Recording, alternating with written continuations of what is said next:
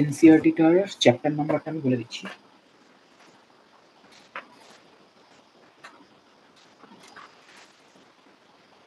Forms of business অর্গানাইজেশনের পরেই এটা হচ্ছে chapter number 3, private, public and global enterprises. কয়েকটা জিনিস অমিট করিয়ে দিয়েছে স্কুলে এই চ্যাপ্টার থেকে। আগে এগোই, ফার্স্ট পার্টটা আছে সেটা এগোই, ঠিক আছে? তোমাদের পরের দিকে অমিট করায়। আচ্ছা, এদিকে দেখো, তাহলে আমরা যে চ্যাপ্টারটা করতে চলেছি সেটা চ্যাপ্টার 3। চ্যাপ্টার 3 তো না বলুন? হ্যাঁ, chapter 3, private, public and global enterprises.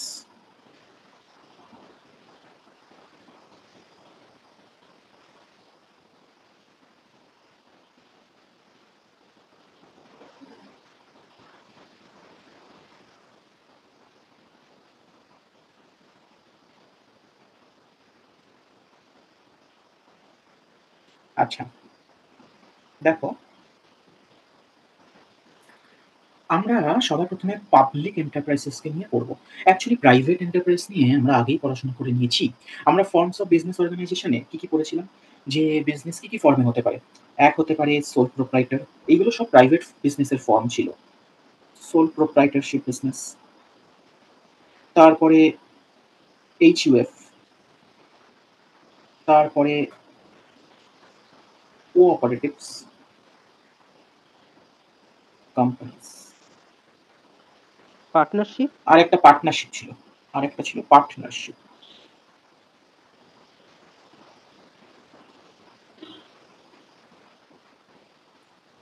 তো এইগুলো ছিল প্রাইভেট এন্টারপ্রাইজেসের বিভিন্ন রকম ফর্ম, যেগুলো আমরা চ্যাপ্টার নাম্বার 2-তে কভার করেছি।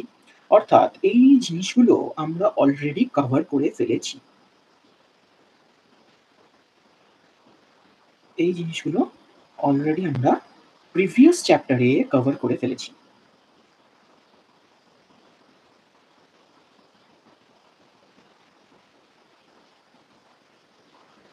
আচ্ছা, আজকে আমরা যেটা নিয়ে আলোচনা করব সেটা হচ্ছে প্রাইভেট এন্টারপ্রাইজ। প্রাইভেট এন্টারপ্রাইজ জিনিসটা কি? Public enterprise, public enterprise. Public এন্টারপ্রাইজের মধ্যে কি আসে? পাবলিক এন্টারপ্রাইজ মানে যেখানে গভর্নমেন্টের একটা কন্ট্রোল আছে, that is called public enterprise. Public এন্টারপ্রাইজের মধ্যে একটা আসে ডিপার্টমেন্টাল অর্গানাইজেশন বা departmental undertaking. Departmental organisation. Second আসে স্ট্যাটিউটারি কর্পোরেশন। Statutory corporation. আর এরপরে আরেকটা ফর্ম অফ পাবলিক এন্টারপ্রাইজ হচ্ছে গভর্নমেন্ট কোম্পানি। Government companies.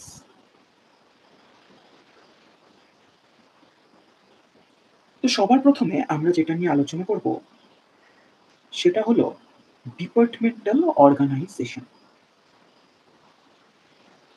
এবং আজকের ক্লাসে আমি স্ট্যাটিউটারিটাও তোমাদের সাথে আলোচনা করে নেব, ঠিক আছে? পরের ক্লাসে গভর্নমেন্ট কোম্পানি আর বাকি জিনিসপত্র এই চ্যাপ্টারের যা বাকি থাকবে গ্লোবাল এন্টারপ্রাইজ থেকে ওইটা করে চ্যাপ্টারটা শেষ করব। তো আজকে সবার আগে আমি ডিসকাস করতে চলেছি ডিপার্টমেন্টাল অর্গানাইজেশনের ব্যাপারে।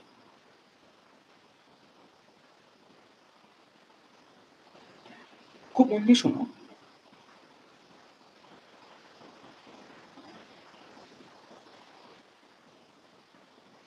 ডিপার্টমেন্টাল আন্ডারটেকিং বা ডিপার্টমেন্টাল অর্গানাইজেশনটা কি?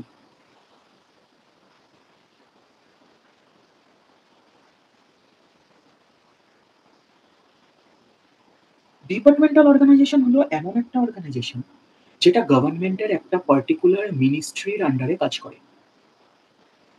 অর্থাৎ functions under a particular ministry of the government.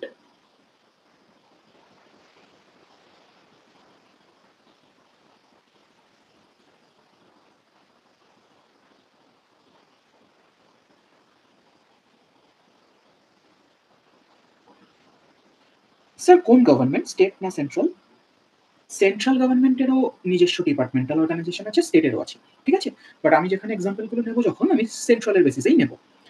আচ্ছা শোনো, আমি বললাম যে it functions under a particular ministry of the government. Particular ministry of the government মানে আমি কি বলতে চাইছি? দেখো, আজকে নরেন্দ্র মোদী যে প্রাইম মিনিস্টার, তিনি কি সবকিছু একা দেখাশোনা করতে পারবেন? The answer is no. সেই জন্য বিভিন্ন ছোট, ছোট ডিপার্টমেন্ট বানানো হয়, মানে বিভিন্ন ছোট, ছোট মিনিস্ট্রি বানানো হয় এবং একেকটা মিনিস্টারকে একেকটা ডিপার্টমেন্ট বা একেকটা মিনিস্ট্রির দায়িত্ব দেওয়া হয়। তো মিনিস্ট্রি হচ্ছে গভর্নমেন্টের একেকটা ছোট, ছোট ডিপার্টমেন্ট বা একেকটা ছোট, ছোট গভর্নমেন্টেরই একেকটা ছোট পার্ট। যেরকম ধরো ministry of railways, ministry of defence, ministry of finance etcetera. তো একা তো এবং মানে একা মোদিজি তো সব করতে পারবে না। তো ছোট, ছোট, ছোট, ছোট মিনিস্ট্রি বানানো হয় এবং একেকটা মিনিস্টারকে একেকটা মিনিস্ট্রির দায়িত্ব দেওয়া হয়। তো ডিপার্টমেন্টাল অর্গানাইজেশন হচ্ছে এই এমন একটা অর্গানাইজেশন যেটা একটা পার্টিকুলার মিনিস্ট্রির আন্ডারে কাজ করে। যেরকম ডিপার্টমেন্ট অফ রেলওয়েজ, যেরকম ইন্ডিয়ান রেলওয়েজ। ইন্ডিয়ান রেলওয়েজ কোন মিনিস্ট্রির আন্ডারে কাজ করে?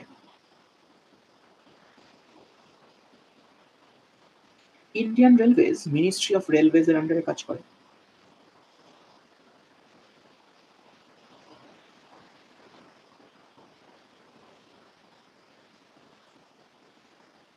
আচ্ছা defence, defence ministry of defence এর আন্ডারে ডিপার্টমেন্ট অফ ডিফেন্স আছে। Income tax department, income tax department কিসের আন্ডারে আছে বলতে পারবে? Ministry of finance.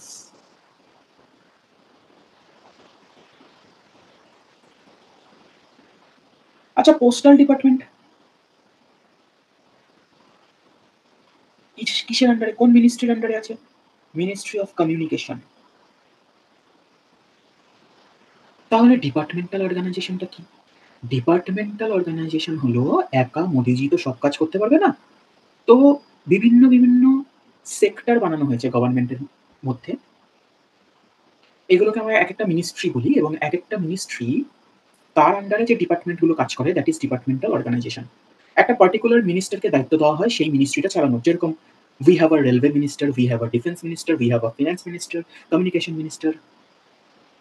আচ্ছা,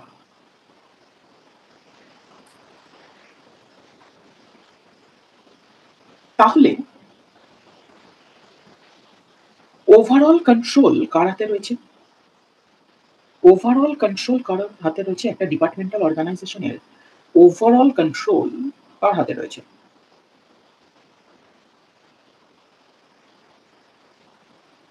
কনসার্নড মিনিস্ট্রির কাছে রয়েছে। Overall control with concerned ministry.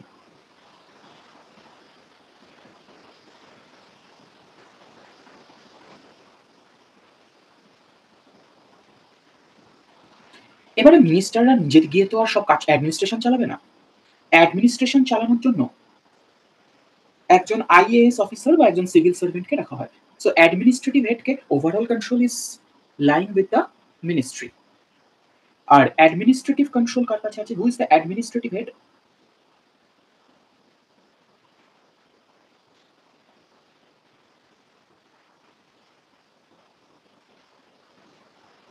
Administrative head হচ্ছে কোনো একজন আইএএস বা কোনো একজন IAS officer or civil servant.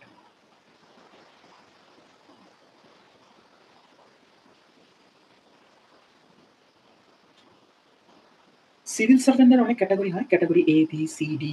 তো generally group A civil servants যারা, যারা ইউপিএসসি ক্র্যাক করে আসে তারাই অ্যাডমিনিস্ট্রেটিভ হেডে বসতে পারে।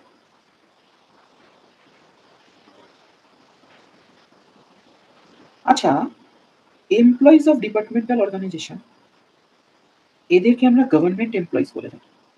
কি বলে থাকি? Government employees. গভর্নমেন্ট এমপ্লয়িজ বা সিভিল সার্ভেন্টস।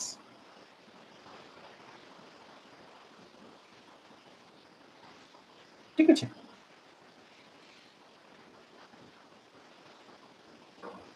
এত অব্দি নিশ্চয়ই বুঝতে পারছো ডিপার্টমেন্টাল অর্গানাইজেশনের ব্যাপার-স্যাপারটা। আচ্ছা, প্রশ্ন হলো এই ডিপার্টমেন্টাল অর্গানাইজেশনের কাছে ফান্ড কোথা থেকে আসে? ডিপার্টমেন্টাল অর্গানাইজেশন ফান্ডিং কোথা থেকে পায়? ডিপার্টমেন্টাল অর্গানাইজেশনের ফান্ডিং আসে ইউনিয়ন বাজেট থেকে।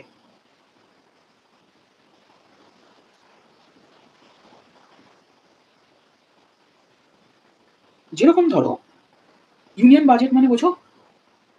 যেদিন দেখবে টিভিতে সবাই টিভির সামনে বসে আছে, নিউজ পেপারে বাজেটের আলোচনা হচ্ছে, পার্লামেন্টে বাজেট পেশ হয়, দ্যাট ইজ ইউনিয়ন, মানে যেটা সেন্ট্রাল গভর্নমেন্টের বাজেট পেশ হয়, দ্যাট ইজ ইউনিয়ন বাজেট। স্টেটও একটা বাজেট পেশ করে। তো সিজির যেটা হয় central government, that is union budget.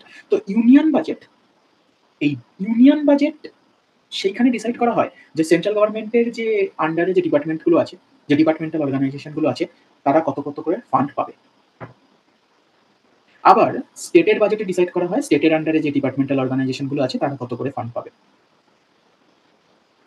তো এটা বাজেটে ডিসাইড করা হয়।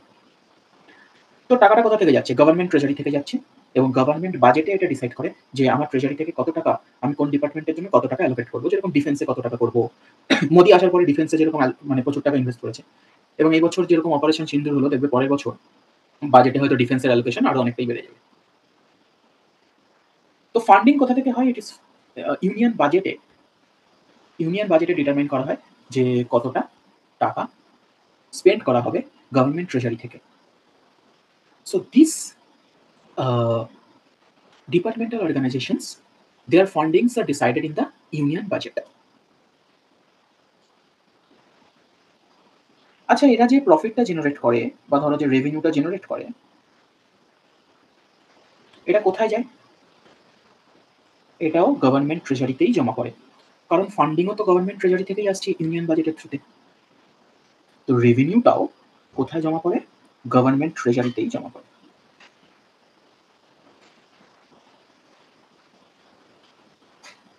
ঠিক আছে? আচ্ছা,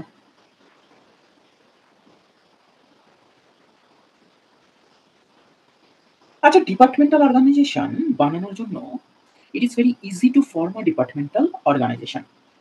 It is very easy to form. পার্লামেন্টে ভোট করার কোনো দরকার নেই। যে রুলিং পার্টি আছে তারাই ডিসাইড করতে পারে, যাদের রুলিং পার্টির যে ক্যাবিনেট আছে তারাই ডিসাইড করতে পারে, তারাই এই ডিসিশনটা নিতে পারে যে আমরা একটা নতুন ডিপার্টমেন্ট খুলতে চলেছি। অলরেডি অনেকগুলো ডিপার্টমেন্ট আছে, department of railways, finance, etcetera etcetera. তো নতুন একটা ডিপার্টমেন্ট খুলতে চলেছি, নতুন একটা ডিপার্টমেন্ট খুলতে চলেছি, সেই ডিসিশনটা কিন্তু পার্লামেন্টে অ্যাপ্রুভ করে নেওয়ার দরকার নেই। রুলিং পার্টি তাদের যে ক্যাবিনেট মিনিস্টার তারাই নিতে পারে। Easy to form. So it is easy to form.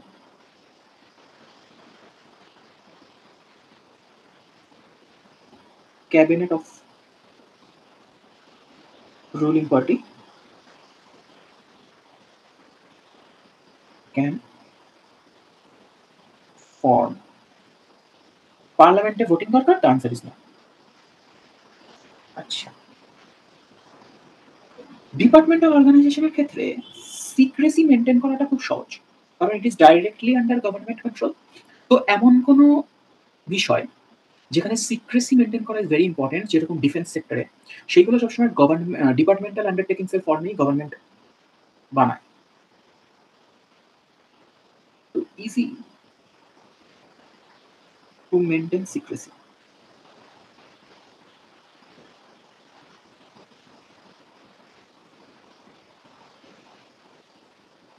কারণ এখানে ফুল কন্ট্রোল তো গভর্নমেন্টের আছে। গভর্নমেন্ট যেইটুকু ডিসক্লোজার দেবে সেইটুকুই ডিসক্লোজার পাবে। যে ইনফরমেশন গভর্নমেন্ট বলবে এটা আমি পাবলিক ইন্টারেস্টে ডিসক্লোজ করছি না, সেটা সেই ইনফরমেশনটা মানে কেউ জানতে পারবে না। যেরকম যখন এর আগে একটা স্ট্রাইক হয়েছিল, সার্জিক্যাল স্ট্রাইক হয়েছিল, তখন অপোজিং পার্টি অনেকবার বলেছিল যে ইন্ডিয়ান গভর্নমেন্ট মিথ্যা কথা বলছে, আর্মি মিথ্যা কথা বলছে, এরকম কিছু হয়নি, প্রমাণ দেখাও। বাট মিনিস্ট্রি অফ ডিফেন্স প্রমাণ দেখিয়েছে? The answer is no. বলেছে যেটুকু দেখানোর আমরা দেখিয়েছি, বাকিটা সিক্রেসির জন্য, বাকিটা সিক্রেট রাখবো আমরা, কারণ ন্যাশনাল ইন্টারেস্টে আমরা এটাকে সামনে আনতে পারবো না।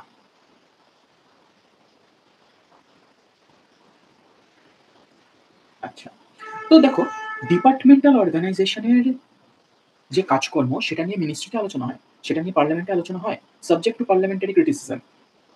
কিন্তু কখনো কখনো যদি কোনো ইনফরমেশন খুব সেন্সিটিভ হয়, সেটা গভর্নমেন্ট ডিসক্লোজ করবে না। So workings is subject two parliamentary criticism. পার্লামেন্টে এই ডিপার্টমেন্টাল অর্গানাইজেশনের কাজকর্ম নিয়ে আলোচনা হবে, subject to parliamentary criticism.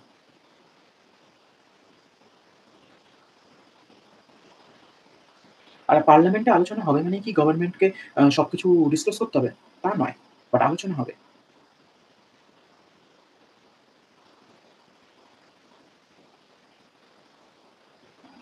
Subject to parliamentary criticism. So this is all about departmental organization. আমি তোমাদের সাথে যা যা ডিসকাস করলাম এখন অবধি, এখানে ফিচার্স এবং মেরিটস সবই কভার হয়ে গেছে। ফিচার্স এবং মেরিটস সবই কভার হয়ে গেছে। শুধু ডিমেরিটসটা আমি এরপরে আলোচনা করব। তো তোমাদের আমি যখন নোটসটা দেবো, ফিচার্স মেরিটস, সেখানে একটা ফিচার্স আর মেরিটস বলে একটা পার্ট থাকবে, আর একটা ডিমেরিটস বলে আলাদা করে কিছু পয়েন্ট থাকবে। তো সেই ফিচার্সের পার্ট, ফিচার্স বা মেরিটস বলে যেটা থাকবে, সেটা আমি তোমাদের সাথে ডিসকাস করে নিলাম। আচ্ছা, এবারে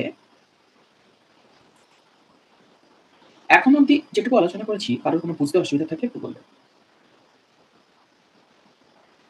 আচ্ছা, বলো হান্সিকা, প্রদীপ্তা, কে কে আছে কানেক্টেড তারা বলো। খুবই কম আজকে। নবারুণ, দেবশ্রী তো বলো, বুঝতে পারছো? হ্যাঁ স্যার, বুঝতে হ্যাঁ পেরেছি। স্যার বুঝতে পেরেছি। Yes, বুঝতে sir. পেরেছি। আচ্ছা, এবারে আসছি ডিমেরিটস। ডিপার্টমেন্টাল অর্গানাইজেশনের demerits.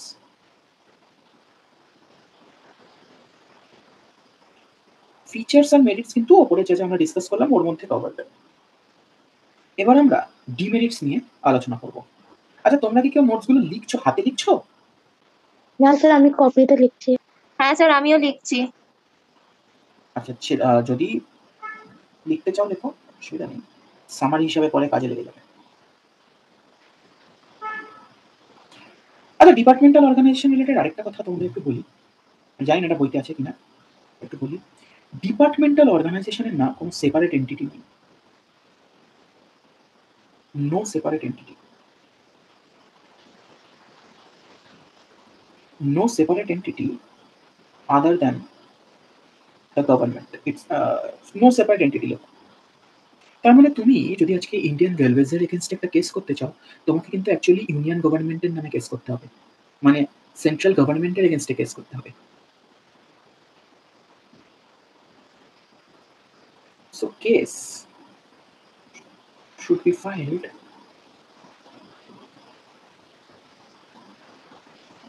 against union government, not against the department. ধরো আজকে রেলওয়েজের এগেনস্টে তুমি কোনো কেস করতে চাইছো, তুমি কিন্তু ইন্ডিয়ান রেলওয়েজের নামে কেসটা করতে পারবে না, তোমাকে ইউনিয়ন গভর্নমেন্টের নামে কেস করতে হবে, মানে সেন্ট্রাল গভর্নমেন্টের নামে কেসটা করতে হবে। আচ্ছা, so this is all about features or merits.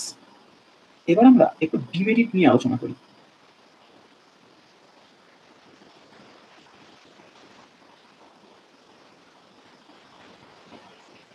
সবার প্রথম ডিমেরিট আমি যেটা বলবো, দ্যাট ইজ ইনফ্লেক্সিবিলিটি।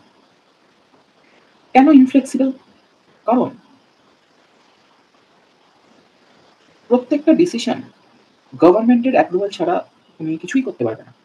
গভর্নমেন্টের অ্যাপ্রুভাল মানে কনসার্ন মিনিস্ট্রির অ্যাপ্রুভাল। যেরকম রেলওয়েজ ধরো কোনো ডিসিশন নিতে চাইছে, রেলওয়ে অথরিটি কোনো ডিসিশন নিতে চাইছে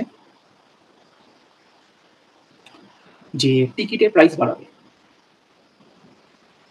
বা নতুন কোনো সার্ভিস ইন্ট্রোডিউস করবে, এই ডিসিশনটা নেওয়ার জন্য আগে কিন্তু মিনিস্ট্রির অ্যাপ্রুভাল নেওয়াটা দরকার। সেই জন্য the workings of the departmental undertaking is very inflexible. কেন inflexible? Because approval of ministry is required. Approval of ministry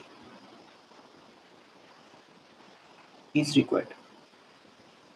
তো যেই ডিপার্টমেন্ট যেই মিনিস্ট্রির আন্ডারে আছে সেই মিনিস্ট্রি থেকে অ্যাপ্রুভাল আনতে হবে। Number 2,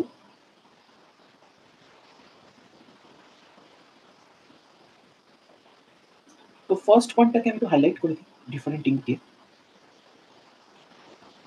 ইনফ্লেক্সিবিলিটি।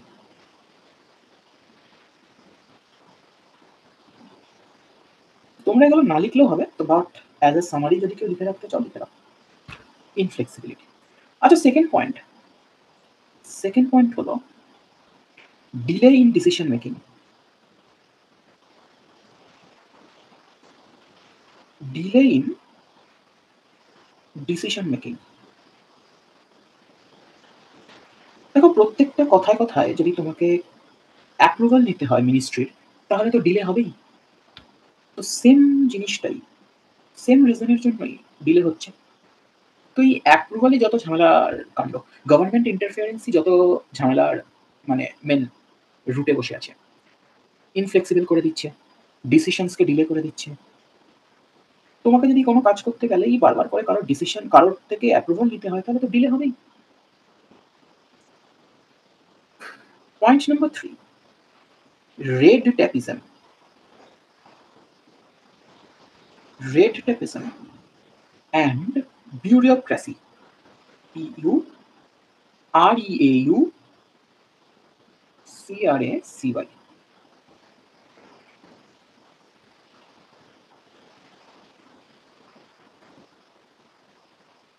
Red tapism and bureaucracy মানে ডে টু ডে অ্যাক্টিভিটিস এর ডিলে হওয়া। পয়েন্ট নাম্বার 2 তে আমি ডিসিশন মেকিং মানে বড় কোনো ডিসিশন নিতে চাইছো সেটার ডিলের কথা বলছি, বাট রেড ট্র্যাপিজমে আমি বলতে চাইছি ডে টু ডে অ্যাক্টিভিটিসেও ডিলে হয়।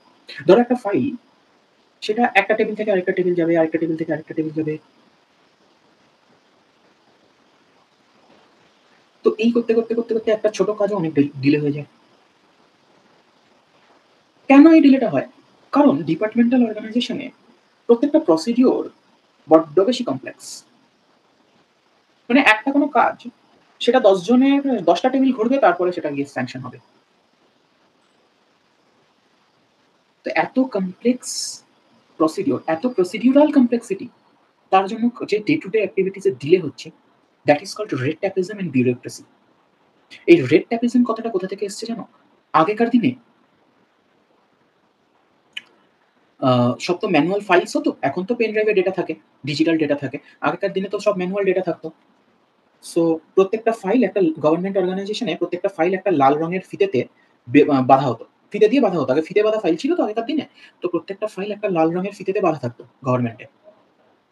তো একবার যে ওই ফাইলে বাঁধা পড়ে গেল একটা ফিতে, যে একবার যে ওটাকে গিট লাগিয়ে দিলাম, ওই ফিতে যে কবে খুলবে তার কোনো গ্যারান্টি নেই, ডিলে হতে হতে হতে তো পড়েই থাকবে। তো লাল ফিতের গেরো মানে রেড ট্যাপিজম। লেখো delay in procedural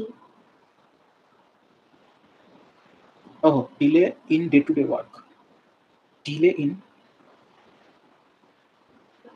day-to-day activities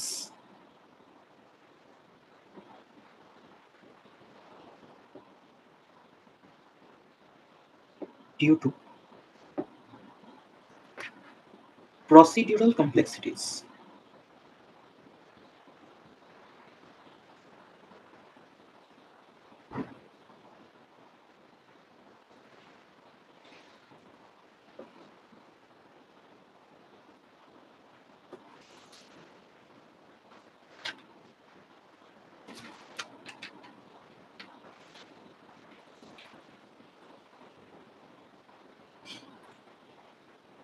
আচ্ছা, আমি একটু আগে তোমাদের বলেছি যে এই ডিপার্টমেন্টাল অর্গানাইজেশন যা যা ইনকাম জেনারেট করে সব কোথায় জমা করছে?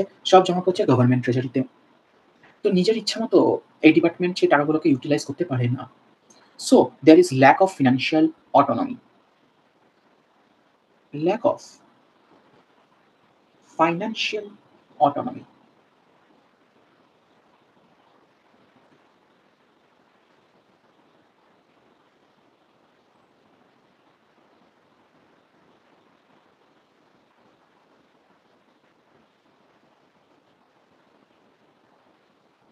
Lack of financial autonomy. তার কারণ cannot use the revenues freely. Cannot use revenues generated freely.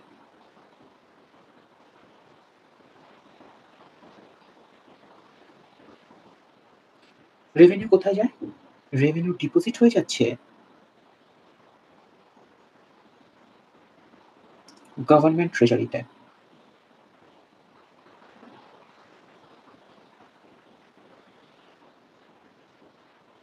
Revenue কোথায় যাচ্ছে? ডিপোজিট হয়ে যাচ্ছে গভর্নমেন্ট ট্রেজারিতে। আচ্ছা,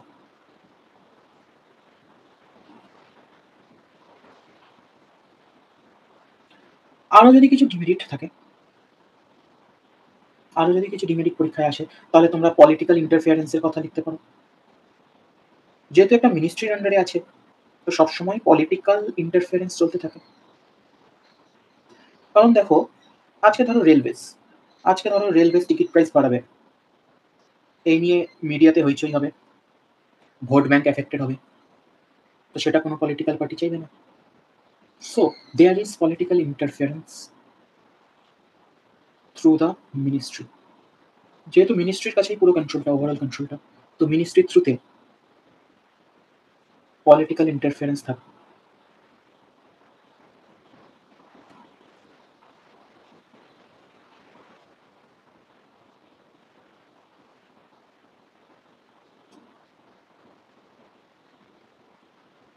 ঠিক আছে? So these are the demerits of departmental organization.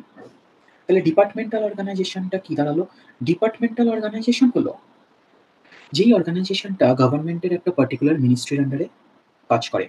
Ministry বলতে গভর্নমেন্টের সব কাজ একজন মিনিস্টার তো করতে পারবে না, তো গভর্নমেন্টকে বিভিন্ন রকমের সেগমেন্টে ভাগ করা হয়েছে। এক একটা সেগমেন্টকে আমরা এক একটা মিনিস্ট্রি বলতে পারি, এবং একটা মিনিস্টারকে দায়িত্ব দেওয়া হয় একটা পার্টিকুলার মিনিস্ট্রি চালানোর। তো ডিপার্টমেন্টাল অর্গানাইজেশন গুলো হচ্ছে এই মিনিস্ট্রির আন্ডারে থাকে, এক একটা মিনিস্ট্রির আন্ডারে থাকে। এর ওভারঅল কন্ট্রোল কার কাছে থাকে? With the concerned ministry. Administration কে চালায়? আইএএস অফিসার বা civil servant of group A category, যারা ইউপিএসসি দিয়ে এসছে। এমপ্লয়িজদের আমরা গভর্নমেন্ট এমপ্লয়িজ বা সিভিল সার্ভেন্টস বলে থাকি। ফান্ডিং কোথা থেকে আসে? গভর্নমেন্ট ট্রেজারি থেকে আসে, ইউনিয়ন বাজেট থেকে। ইউনিয়ন বাজেটে ডিসাইড হয় যে কত টাকা কোন ডিপার্টমেন্টকে অ্যালোকেট করা হবে। ইট ইজ ইজি টু ফর্ম, পার্লামেন্টে ভোটিং করে ফর্ম করতে হয় না। ধরো আজকে একটা নতুন ডিপার্টমেন্ট বানাতে চাইছো, তো গভর্নমেন্ট যে রুলিং পার্টি, যে ক্যাবিনেট, তারাই ডিসাইড করতে পারে যে কোন ডিপার্টমেন্ট আমি বানাবো এবং সে কোন মিনিস্ট্রির আন্ডারে থাকবে। সিক্রেসি মেনটেন করাটা ইজি, কারণ যেহেতু ফুল কন্ট্রোল অফ গভর্নমেন্ট। পার্লামেন্টে এদের এই অর্গানাইজেশনদের কাজকর্ম নিয়ে আলোচনা হয়। এদের কোনো সেপারেট এন্টিটি নেই, কেস ফাইল করতে চাইলে ইউনিয়ন গভর্নমেন্টের এগেনস্টে কেস ফাইল করতে হবে। ডিমেরিটস হচ্ছে যেহেতু approval of ministry is required for every important decision, therefore inflexibility আর delay in decision making. Day to day activities সেখানেও হচ্ছে ডিলে। কেন সেখানে ডিলে? কারণ প্রসিডিউরাল কমপ্লেক্সিটি বড্ড বেশি, red tapism and bureaucracy. Revenues are deposited into government treasury, therefore there is no financial autonomy, আর political interference তো মারাত্মক রকম ভাবে থাকে। So this controls departmental organization. তো যারা যারা কানেক্টেড এখন অব্দি আছো, আমাকে একটু বলো তো কোনো অসুবিধা আছে কি, না বোঝা গেছে? স্যার বুঝতে পেরেছি। হ্যাঁ এরপরে নবারুণ, হ্যাঁ স্যার, বুঝতে পেরেছো তো? বুঝেছি। আচ্ছা,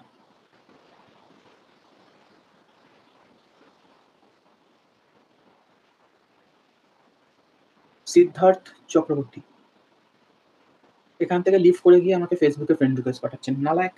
আচ্ছা, এদিকে দেখো। এরপরে আমাদের নেক্সট পাবলিক অর্গানাইজেশন হচ্ছে statutory corporations. Next type of public organisation হচ্ছে স্ট্যাটিউটারি কর্পোরেশনস।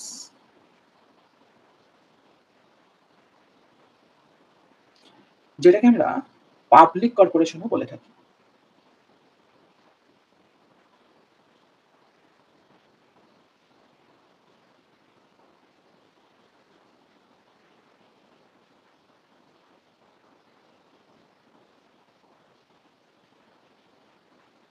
আচ্ছা দেখো, খুব মন দিয়ে শোনো। স্ট্যাটিউটারি কর্পোরেশন কি? স্ট্যাটিউটারি কর্পোরেশন হলো these are created by a special act of the parliament, created by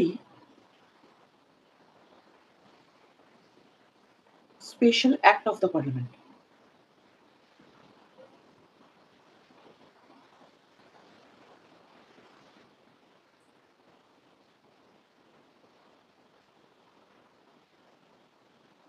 এই অর্গানাইজেশনগুলো একটা পার্টিকুলার অ্যাক্টের মাধ্যমে এস্টাবলিশ করা হয়েছে, যেই অ্যাক্টটা পার্লামেন্টে পাস করা হয়েছে। অবভিয়াসলি অ্যাক্ট তো তখনই হবে যেটা পার্লামেন্টে পাস হচ্ছে। So these are created by special act of the parliament. For example, একটা সময়ে ইন্ডিয়ান গভর্নমেন্টের মনে হয়েছিল যে পাবলিক ইন্টারেস্টে ইন্স্যুরেন্স সেক্টরকে রেগুলেট করাটা খুব দরকার। প্রাইভেট ইন্স্যুরেন্স কোম্পানিরা যদি চলে আসে তাহলে পাবলিককে এক্সপ্লয়েট করতে পারে। তো ইন্স্যুরেন্স সেক্টরে সেখানে প্রপার কন্ট্রোল থাকাটা খুব দরকার গভর্নমেন্টের। তো সেই জন্য গভর্নমেন্ট একটা স্পেশাল অ্যাক্ট পাস করে একটা স্ট্যাটিউটারি কর্পোরেশন বানিয়েছিল। কি সেই act? Life insurance corporation act 1956। এবং সেই স্ট্যাটিউটারি কর্পোরেশনের নাম কি? Life insurance corporation of India. Life insurance corporation of India. এটা বানানোর জন্য কোন অ্যাক্ট পাস করা হয়েছিল? এলআইসি অ্যাক্ট, অনেক সময় এলআইসিআইও বলে, 1956। আচ্ছা, state bank of India is also a statutory corporation. State bank of India একটা স্পেশাল অ্যাক্ট পাস করে এটা তৈরি করা হয়েছে, স্টেট ব্যাংক অফ ইন্ডিয়া। অ্যাক্টের নাম মনে রাখতে হবে না, জাস্ট অর্গানাইজেশনের নামগুলো মনে রাখবে। অ্যাক্টের নাম মনে রাখতে হবে না, জাস্ট অর্গানাইজেশনের নামগুলো মনে রাখবে। তো স্টেট ব্যাংক অফ ইন্ডিয়া বানানো হয়েছিল এসবিআই অ্যাক্ট 1955 পাস করে। দু চারটে অর্গানাইজেশনের নাম মনে রেখো, এক্সাম্পলে দিতে পারবে। আচ্ছা, রিজার্ভ ব্যাংক অফ ইন্ডিয়া, এটাও একটা statutory corporation. Reserve Bank of India অ্যাক্টের নাম কি? RBI act, RBI act 1934।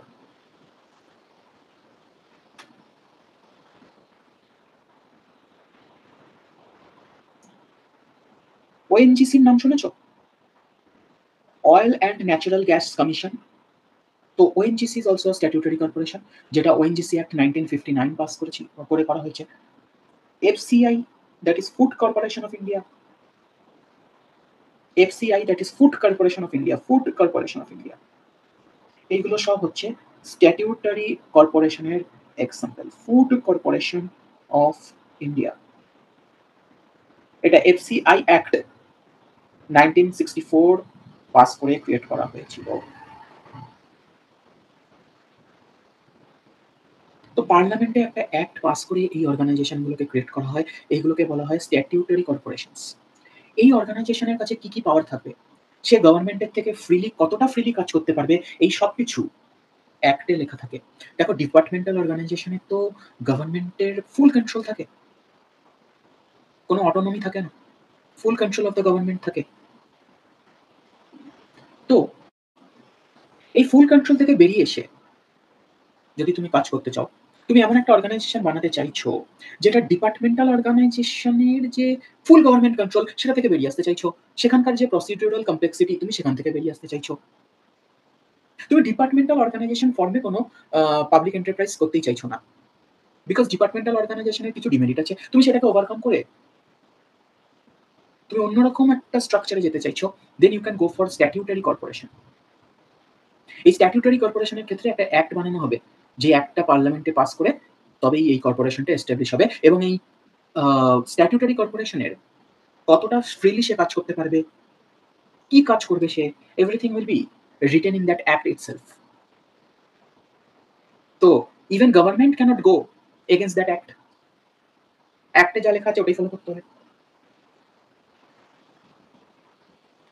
তো it is created by a special act of the parliament. এই অ্যাক্ট কিন্তু এই অ্যাক্টটা, the act gives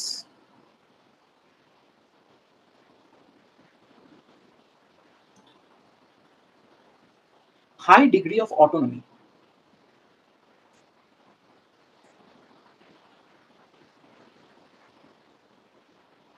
the act gives high degree of autonomy to these enterprises.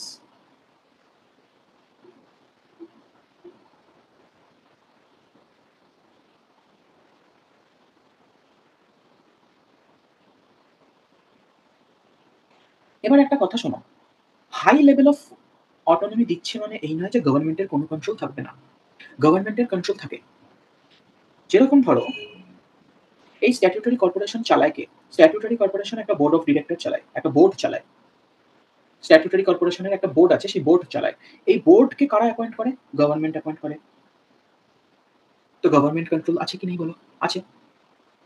Departmental অর্গানাইজেশনের মতন অতটা নেই, কারণ বোর্ড অ্যাপয়েন্ট হয়ে যাওয়ার পরে এই বোর্ডের যারা মেম্বার তারা অনেকটা ইন্ডিপেন্ডেন্টলি কাজ করতে পারবে, কিন্তু বোর্ডটা তো আলটিমেটলি গভর্নমেন্টই অ্যাপয়েন্ট করছে, তো গভর্নমেন্টের কন্ট্রোল তো আছেই। এবং থিওরিটিক্যালি যদিও এটা বলা সম্ভব যে বোর্ড অ্যাপয়েন্ট হয়ে যাওয়ার পরে বোর্ডের মেম্বাররা ইন্ডিপেন্ডেন্টলি কাজ করবে, কিন্তু গভর্নমেন্টই তোমাকে অ্যাপয়েন্ট করছে, তো তুমি অ্যাপয়েন্ট হয়ে থোড়ি না ইন্ডিপেন্ডেন্টলি কাজ করবে রিয়ালিটিতে, তো তুমি গভর্নমেন্টকে তেল দিয়ে চলবে। বা ধরো গভর্নমেন্ট কিন্তু কোনো ডাইরেকশন দিতে পারে, কোনো ডাইরেক্টিভ ইস্যু করতে পারে। গভর্নমেন্ট ক্যান ইস্যু ডাইরেক্টিভস, যেই কাজটা করতে হবে। প্রত্যেকটা স্ট্যাটিউটারি কর্পোরেশনকে বছরের শেষে গিয়ে রিপোর্ট সাবমিট করতে হয়, বা ধরো অ্যাকাউন্টসটাকে সাবমিট করতে হয়, যে আমার ট্রেডিং পিএল ব্যালেন্স শিট সব সাবমিট করতে হয় গভর্নমেন্টের কাছে। তো এই যে রিপোর্টটা সাবমিট করছে, এইটা নিয়ে পার্লামেন্টে ডিসকাশন হয়, এটাকে নিয়ে পার্লামেন্টে ডিসকাশন হয়।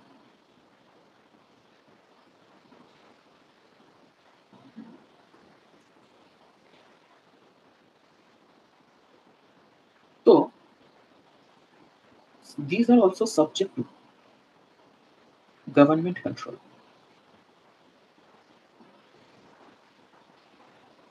স্যার থার্ড পয়েন্টের লেখাটা হেজি আসছে।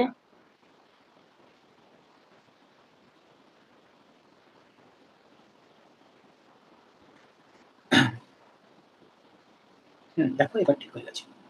সো হ্যাঁ sir. these are subject to government control. এই যে আমি বলছি ইট is subject to government control, এটা কিন্তু বোথ মেরিট অ্যান্ড ডিমেরিট। এটা কিন্তু বোথ মেরিট, আবার এটা কিন্তু ডিমেরিটও বটে।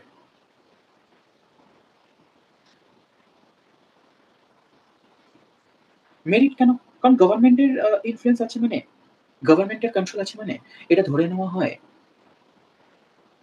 যে পাবলিকের টাকা ডুববে না, বা পাবলিক ইন্টারেস্টে এই অর্গানাইজেশনটা কাজ করবে। গভর্নমেন্ট অর্গানাইজেশনে যেটা হয়, যেটা একটা গভর্নমেন্ট অর্গানাইজেশনে কি হয়, ইট এনজয়স পাবলিক কনফিডেন্স, যে চলো এই অর্গানাইজেশনটা আমাদের এগেনস্টে কখনো যাবে না, পাবলিক ইন্টারেস্টে মাথায় রেখে কাজ করবে। তো মেরিট হচ্ছে পাবলিক কনফিডেন্স,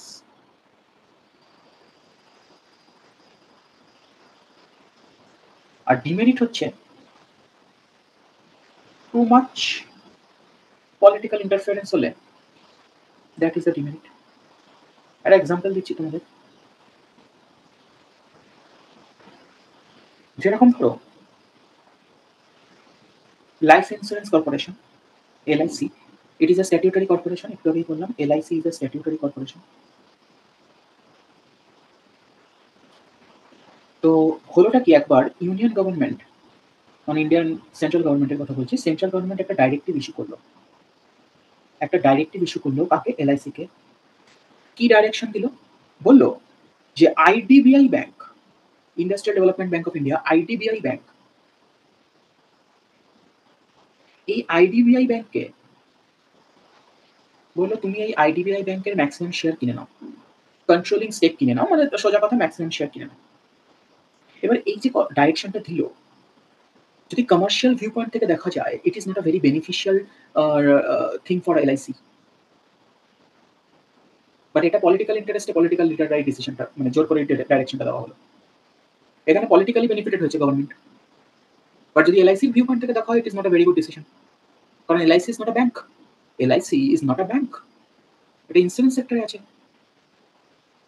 তো IDBI ব্যাংকেও ম্যাক্সিমাম শেয়ার কিনে ও করবেটা কি?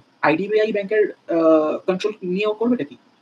So it is basically a politically driven decision.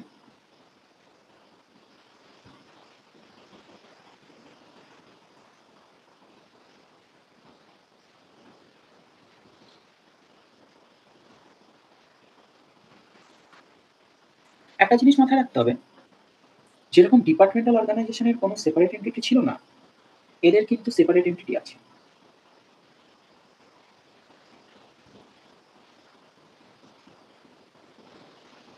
এদের কিন্তু সেপারেট এন্টিটি আছে, অর্থাৎ তুমি এদেরকে নিজের মানে LIC নামে কেস করতে পারো। It can be sued in its own name.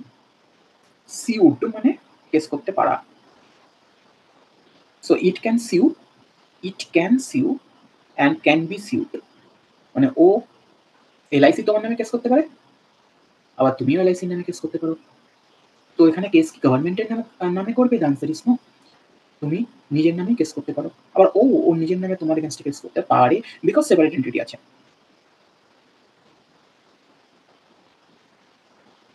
আচ্ছা একটা কথা বলো, ফান্ডিংস কোথা থেকে আসে? ফান্ডিংস কি বাজেট থেকে আসে? ডিপার্টমেন্টাল অর্গানাইজেশনের ফান্ডিংস যেরকম বাজেট থেকে আসে, এখানে কি ফান্ডিং বাজেট থেকে আসে? The answer is no, budget থেকে আসে না। ফান্ডিং এরা ইন্ডিপেন্ডেন্টলি ফান্ডিং করে। LICর ফান্ডিং কোথা থেকে আসে? পলিসি হোল্ডারদের টাকা থেকে আসে। এরা ফান্ডিং ইন্ডিপেন্ডেন্টলি করে। তো এদের যে রেভিনিউ, সেটা কি ন্যাশনাল ট্রেজারিতে জমা দিতে হয়? না, এরা ইন্ডিপেন্ডেন্টলি ফান্ডিং করছে। সো এদের রেভিনিউ জমা দেওয়ারও, therefore revenues not deposited into national treasury.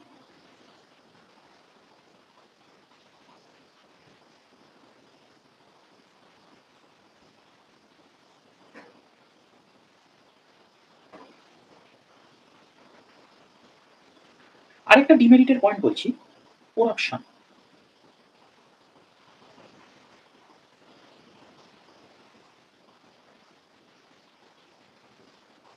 corruption in case of public dealings, যেসব স্ট্যাটিউটরি অর্গানাইজেশন গুলো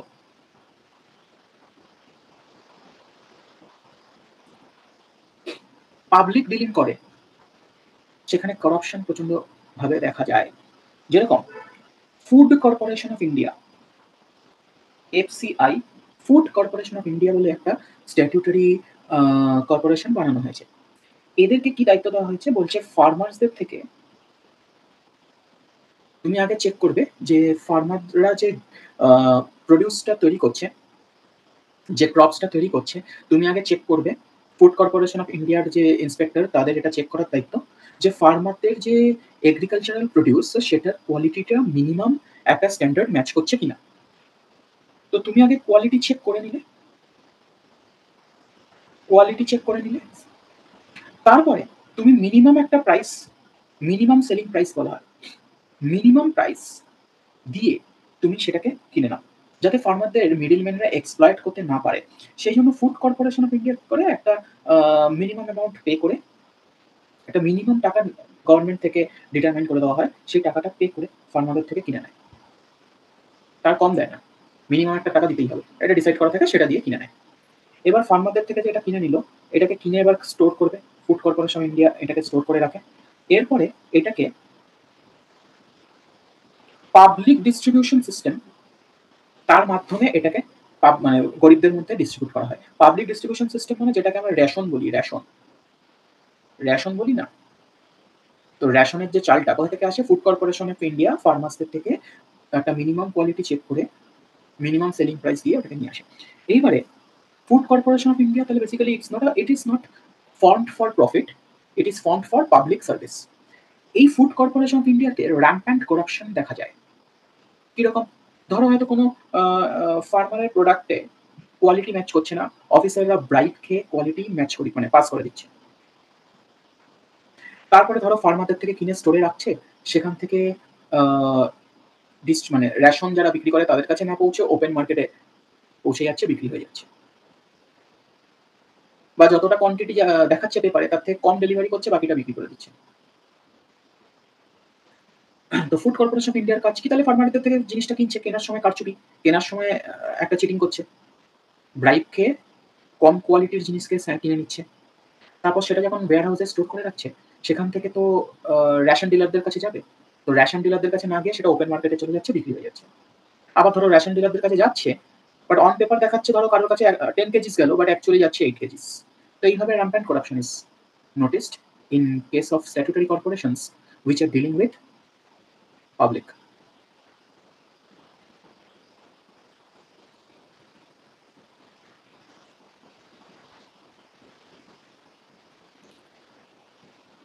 এটা কেন হচ্ছে? কারণ food Corporation of India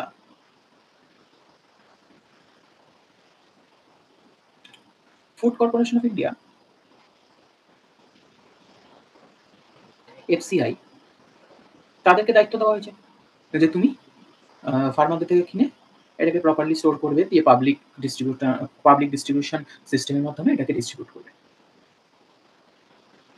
So they are misusing their power. আচ্ছা, so rampant corruption is a disadvantage. Statutory কর্পোরেশনদের যখন খুব লস হয়, তখন সেই লসটা গভর্নমেন্ট কম্পেনসেট করে দেয়। Government compensates the loss.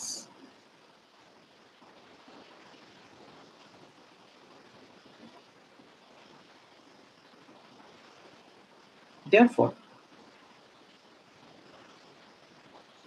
employees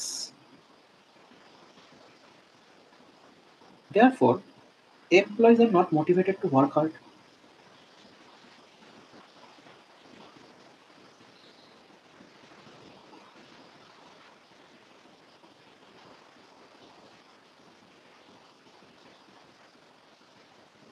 কারণ লস হলে তো গভর্নমেন্ট কম্পেনসেট করে দেবে।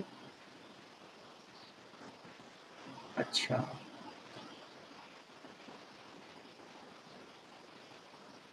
একটা কথা বলো, স্ট্যাটিউটারি কর্পোরেশন কি তাহলে is it free from government interference? The answer is no. কারণ আমি তোমাদের একটা জায়গায় লিখিয়েছি বোধহয় যে it is subject to government control. কারণ যে বোর্ড অফ ডিরেক্টররা কাজ করে, board is appointed by government. Plus আরো কিছু পয়েন্ট বললাম, গভর্নমেন্টকে রিপোর্ট দিতে হয়, গভর্নমেন্ট ডাইরেক্টিভ ইস্যু করতে পারে।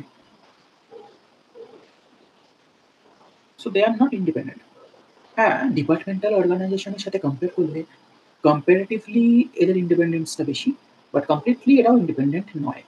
অন পেপারই বলা হয় যে, বলতে পারো থিওরিটিক্যালি যে they are independent, but real লাইফে কোন সে ইন্ডিপেন্ডেন্ট? ওদের বোর্ডটাই তো গভর্নমেন্ট ফর্ম করে দিচ্ছে। তো গভর্নমেন্টের থেকে তুমি যদি নমিনেশন পাও, তারপর তুমি থোড়ি না গভর্নমেন্টের এগেনস্টে কিছু বলবে। প্লাস গভর্নমেন্টের কাছে কত পাওয়ার আছে ডাইরেকশন ইস্যু করার।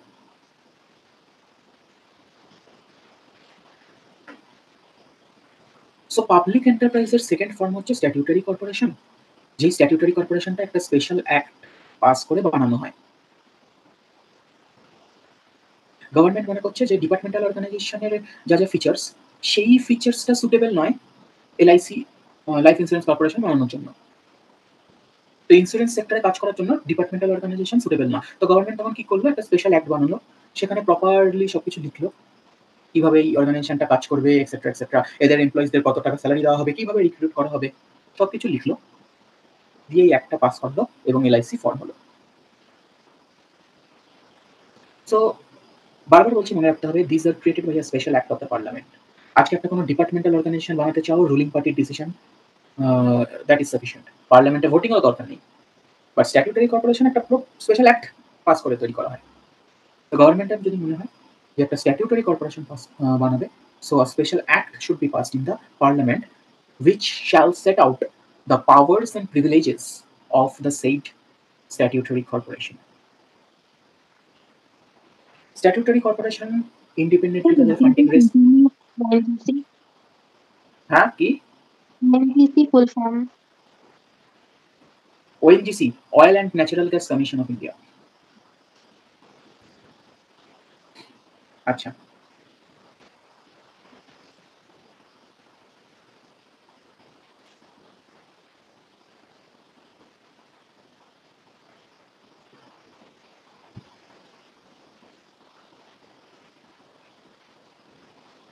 Oil and Natural Gas corporation, যেটা কোন অ্যাক্ট পাস করা হয়েছিল? 1959, ওএনজিসি অ্যাক্ট 1959 অ্যাক্ট পাস করে বানানো হয়েছিল।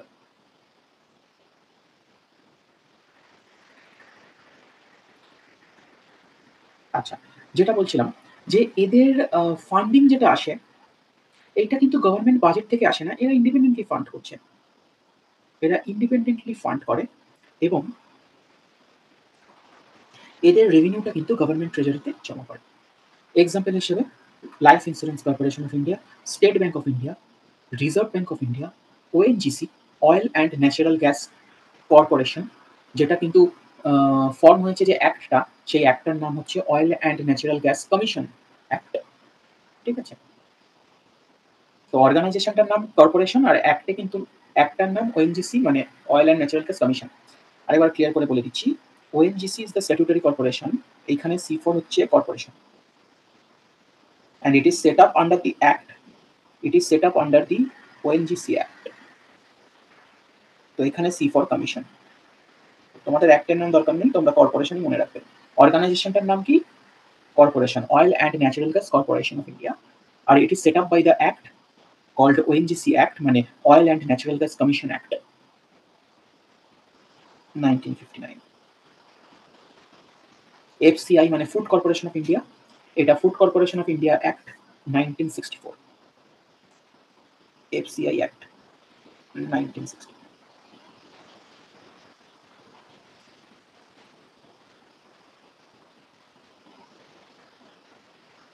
ঠিক আছে,